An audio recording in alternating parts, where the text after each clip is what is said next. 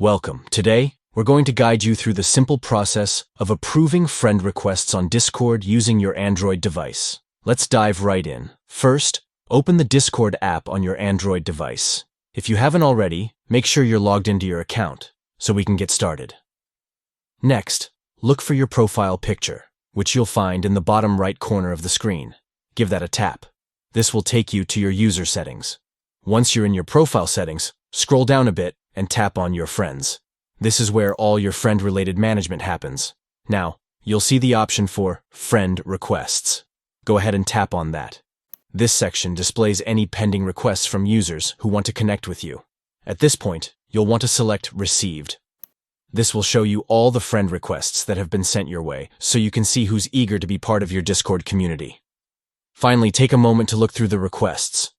When you find the one you want to accept, simply tap on it.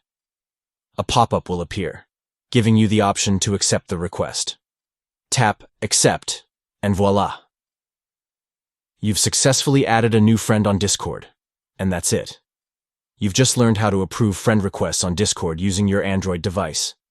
If you found this guide helpful, make sure to like this video and subscribe for more tips and tricks.